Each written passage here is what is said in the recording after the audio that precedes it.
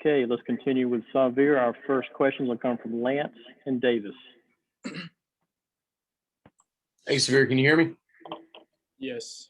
Hey, so what's been the headband over the last couple games? We asked Justin a second ago, or somebody did that. Do you think it's elevated your game, or and Justin said, keep it if it's working.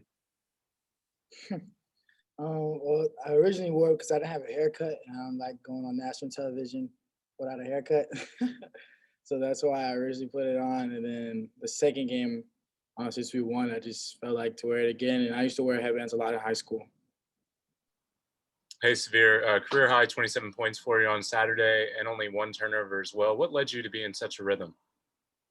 I was patient.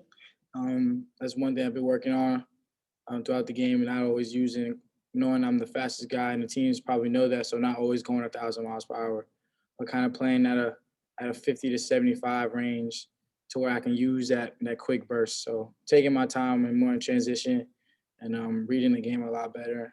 Watching film and trying to find new ways to attack the defense. Go to Chip and then Dash. Yeah, Sahvir, obviously you guys could have won a couple more of these games if you just hadn't gotten so far behind. You guys played great in the second half, incredibly, actually. What's I'm sure that's been a point of discussion. Has that been a point of discussion? And how can you guys address just getting off to a faster start, not getting so far down that you have so much to make up? Yeah, but I think it's kind of toward the middle of the first half is where we're kind of a little drought. We've had some really good starts, but we kind of get a little stagnant, and that's something we've been working on in practice. Like you said, we've had some really good second halves. We've taken the high points of those halves, and we've emphasized that in practice.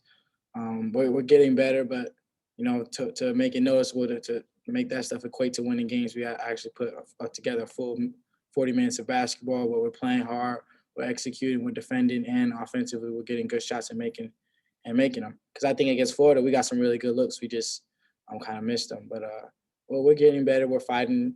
The team confidence is still high. The coaching staff are still putting together great game plans for us to win the games. Hey, Sahvir, in respect to, what Coach Green asked you to do for this basketball team, I mean, the fact you're, I think now, for his assists, because I think 17 shy of the Georgia single season record. How big of a deal is that? Is it because of what you do? It is maybe a bigger thing than a lot of people may realize? I've been breaking assist records for as long as I I'm just glad that I can do it here at the University of Georgia. Most of all that credit goes to my teammates, because those are the guys who are making me look good. Those are the guys who are making the shots. They're putting the extra time in. They're running the floor. So that's as much as a credit to them as it is to me.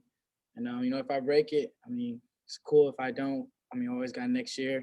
But I'm just trying to stay in the moment as far as winning games for us. Thanks, man. Let's go to Mark and then Jed.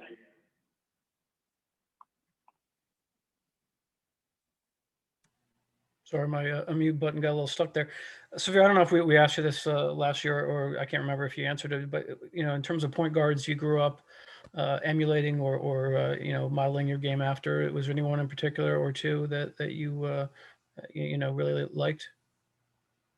You're asking what players do I model my game after now? I'm saying when you were growing up, in terms of point guards. Yeah, Kenny Anderson. We played at Georgia Tech. I just not realized that. Damon Stoudemire at the University of Arizona. Kyle Lowry, Isaiah Thomas, who had played at Washington, he played at Boston. The newer Isaiah Thomas, those are the main guards. And my favorite guard to watch was Brandon Jennings. These are all predominantly left-handed guards, who are undersized, who have success at this level, the high major level, and in the NBA. Thanks. Hey, Sahvir, obviously coming off a career high in points, you've been scoring it pretty well over the last few weeks. How do you think you've grown just as a scorer in this offense, both from last year to this year and then also over the course of this season? I think I've always been a pretty good scorer. Last year we had some guys who were capable scorers as me, or even better with Ant, Ray Sean and Jordan Harris. Those guys could put the ball in the hole. So it wasn't my role to be the primary scorer this year. Obviously with those guys kind of leaving, my scoring had to step up. And over this year, I just work on efficiency. That's what me and Coach Green have been talking about, being more efficient, picking and choosing your spots, and get into a free throw line, because those are the easiest points. Those are free points. Those are times where you can rest, as far as you can, catch your breath.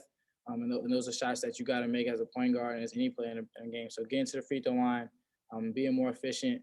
I think those are the major ways I become a better scorer, and I'll keep trying to get better, become a better scorer, because I know I am. All right, let's go to Mike Griffith for our last question. Yeah, kind of a two-parter here for you, Sahvir. One, I didn't hear you mention Yogi Ferrell. That's the guy that comes to mind for me that was a Tom Crean player at Indiana.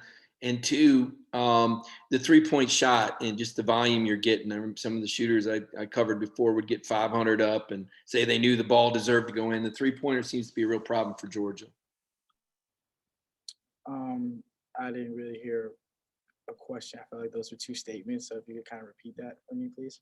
Well, I guess I wondered if you watched any film of Yogi Ferrell and your comments on him. He played in the Crean offense at Indiana not too long ago. And two, about how much shot volume do you guys get up working on the threes, because the team shooting percentage has been subpar.